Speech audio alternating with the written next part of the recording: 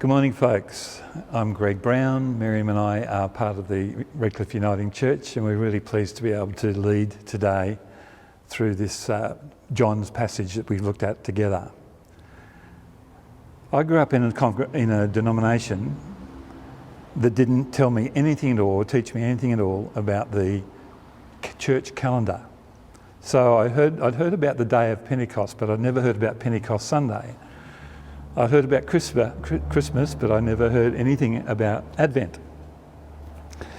Meryem and I got married in 1983, just at the end of 1983. Right at the beginning of 1984, we moved to Mount Isa in January. And in March that year, Easter was going to be in April, in March that year, the minister rang me up on what I found out later to be Shrove Tuesday, and said, I need a preacher tomorrow for Ash Wednesday, can you do that? So in my normal arrogance, I said, of course I can. And then I got off the phone and I said to Meryem, what the dickens is Ash Wednesday? So that was my introduction to the church calendar. So Ash Wednesday marks the beginning of Lent, the period in the church calendar leading up to Easter. So Lent is supposed to remind us of the 40 days that Jesus spent in the desert straight after his baptism. And the gospel records indicate that during this time, Jesus fasted for this period, so that today many Christians mark Lent by giving up something. So now we're about 2/3 of the way through the middle of Lent. So I'm wondering what you've decided to go without through Lent. Coffee? Chocolate? I must admit to sometimes being a bit cynical about this idea of giving up something for Lent. I'm not at all fond of the idea of Christianity being characterised by negatives. Although there are some things I think it would be good for us to give up, not just for Lent, but perhaps permanently. So how would it be, I wonder? Wouldn't it be good if for the benefit of our mental health we gave up worry? Wouldn't it be good for our lifestyles if we gave up chronic busyness? Wouldn't it be good for the church if we gave up gossip? Wouldn't it be good for the whole world if our leaders gave up pursuing power and embraced servanthood? But my major concern about this approach of giving up something for Lent, that it seems to me that it's got the potential to trivialise the core of the Christian faith, which is not about some minor temporary sacrifice, but about giving up myself, my need for power, my ego, my sense of entitlement, my desire to get even. So that's why we're focusing today on these verses from our Bible reading, from John 12, 24, 25. They're the verses that we want to focus on, which say, unless a kernel of wheat falls into the ground and dies, it remains only a single seed. But if it dies, it produces many seeds. Anyone who loves their life will lose it, while anyone who hates their life in this world will keep it for eternal life. The grain of wheat has to die in order to bring forth life. And the early church viewed Christ through this lens, and we read that in Philippians, where Christ had equal status with God, Paul writes, but didn't think so much of himself that he had to cling to the advantages of that status no matter what. Not at all. When the time came, he set aside the privileges of deity and took on the status of a slave, became human, and having become human, he stayed human. It was an incredibly humbling process. He didn't claim special privileges. Instead, he lived a selfless, obedient life and then died a selfless, obedient death. And the worst kind of death at that, a crucifixion. And that's in the Message translation. So now, as people of faith, Christian people, we're on a journey towards Easter and the cross. And of course, there are many ways that the cross can be understood, but at its heart lies Jesus voluntarily handing himself over to this violent death. It looks like defeat, but it's actually the beginning of victory. And Richard Rohr, one of my favourite writers, wonders about this astonishing paradox when he writes, the central Christian logo is a naked, bleeding, suffering, divine human being. And through church history, we've got examples of Christ followers who've understood the Christian faith in this way. I think of General William Booth, who founded the Salvation Army. And he was once asked the secret of his amazing Christian life and answered, "I told the Lord that he'd have all that there is of William Booth." Another person that comes to mind is C.T. Studd, who played for England cricket team during the 1880s. A long way back, I get that. But it's important because he played in that first Australian game, Australia versus England game in 1882, that birthed the Ashes. And you'll be pleased to know that Australia won that test by 7 runs. Now, today you can look up the county cricket record on the web, and this is what it says about Studd. He was a great batsman, a classy medium-paced bowler, and a superb fielder. He was a captain's dream. Studd walked away from this promising sporting career to become a missionary. And this is what he wrote around that time. "If Jesus Christ be God and died for me, then no sacrifice can be too great for me to make for him." Now, Studd inherited a huge fortune on the death of his father, but he gave away most of it prior to leaving for the mission field. The reason he hung on to some of it was that he wanted to keep some of that inheritance for his new wife, Priscilla, his new bride. And they had this conversation about that. Charlie and Priscilla had this conversation, but Priscilla wouldn't have a bar of it. She said, "Charlie, we are going to start clear with the Lord at our wedding." So the balance was given away to mission, and together they served God in China. A more recent example that perhaps some of you will still remember. You were alive at this time, Dietrich Bonhoeffer, German Lutheran pastor, theologian, anti-Nazi dissident. He was imprisoned by the Germans and executed by hanging just a month before the German surrender. In his book, The Cost of Discipleship, he wrote, "When Christ bids a person, he bids that person come and die." We continue to live that out today as normal believers. Last week, we officially welcomed a number of new people into our Redcliffe Uniting Church community. We articulated as a community, we articulated together promises to them, and they also made some declarations. And here's one of them. They were asked, "Do you accept the cost of following Christ?" To which they responded, "With God's help, I do." Our new friends have not joined a club to obtain membership privileges. They've signed up for a life which requires us to put Christ and his mission first and ourselves last. There's an old story about the chicken and the pig. You might have heard it. The pig and the chicken were walking down the road and they passed a church.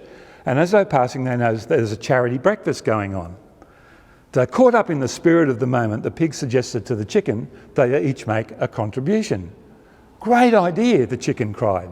"Let's offer them ham and eggs." "Not so fast," said the pig. "For you, that's just a contribution. But for me, it's a total commitment." So maybe Lent is something like a metaphor. It's not so much that we give up something, it's about embracing a sacrificial lifestyle. So what could we expect if we were to make this a lifestyle? A lifestyle of letting go, of being prepared to give up something, of setting aside privileges, of deferring to others, of sacrificial giving, a lifestyle of surrender, open hands, as opposed to a lifestyle characterised by clinging, demanding, striving, seeking control, closed hands or clenched fists. Surely this lifestyle Jesus invites us to follow him to must end up turning us into bitter, shriveled up, dried out prunes who indeed come to hate their lives. But if that was the case, then what do we do with Jesus' words that he came to bring us joy and give us abundant life? There must be a way of finding abundance and joy within the Lenten life, both and, rather than either or. Sounds counterintuitive. How can we flourish whilst letting go? How do we gain by losing? How do we find life? By dying to self. Sounds cross-eyed, doesn't it? No wonder, as we saw in Paul's message last week through the eyes of Nicodemus, that Jesus' followers often thought he spoke in riddles. Well, social science research over the last 20 years demonstrates that the way of Jesus is indeed good for us. Being cross-eyed actually means becoming clear-eyed. Let's look at some key examples from the realms of organisational health, relationships, and mental health. Organisational psychology research indicates that workplaces which function on a power over basis of control, closed or clenched fists, are not the healthiest or more productive. Rather, workplaces and bosses who function from a power with foundation, characterised by empowering others, trust, and commitment to collaboration, have greater productivity and creativity, and less absenteeism, staff turnover, and conflict. Bosses who believe that power shared is power lost end up losing. The Lenten way works in the workplace. What about relationships? Research into relational health, what distinguishes the masters from the disasters, is clear about the impact of control and power. People whose attachment style is characterised by control, clenched fists, whether subtly or coercively seeking to control through manipulation, demands, possessiveness, clinging, neglect, abusive behaviours, experience much lower levels of intimacy. And how could it be any other way? Have you ever felt genuinely close to anyone you feared or felt duty-bound to? Conversely, relationships characterised by mutual submission, deferring to one another, give and take, finding middle ground, trust and respect, power with rather than power over, experience higher levels of intimacy and satisfaction. The Lenten way of open hands works in relationships. And what about mental health? We have heard it said in these COVID times that in this pandemic, we are all facing the same boat, but in different boats. Over the last 12 months, significant research has been conducted into which boats are weathering the storm better than others and why. One fascinating finding is that people who have an "I need to be in control" mindset are faring badly. Conversely, people who have a high tolerance for uncertainty and ambiguity, those who make peace with the reality that it may go this way, but it may go that way, have been less prone to depression and anxiety. Similarly, people in FOMO, the fear of missing out as a boat, are not faring as well. Are you more closed, clenched fists or open hands in your preference and style? This issue of wanting to be in control is so significant. There have been times in my life when I would have gladly crawled over broken glass to control a situation to guarantee the outcome. Perhaps you can relate to that feeling when the stakes are high, when losing would hurt so bad, when the uncertainty feels like it's killing me. I would love to take control. Notice my hands? Fear and insecurity is almost always at the heart of clenched, closed fists. In these times, I try to remember these words in the book of James. Now listen, you who say, today or tomorrow we will go to this or that city, spend a year there, carry on business and make money. Why? You do not even know what will happen tomorrow. What is your life? You are a mist that appears for a little while and then vanishes. Instead, you ought to say, if it is the Lord's will, we will live and do this or that. As it is, you boast in your arrogant schemes. All such boasting is evil. The notion of control is just that, a notion, a fantasy, a myth. That's why Jesus calls us away from this counterfeit to the real. He says, I know you feel insecure in this world. I know you long to feel in control of today and tomorrow. But look at the lessons from yesterday. Clenched fists and closed hands didn't bring you love or contentment or freedom. I know it sounds cross-eyed because it is.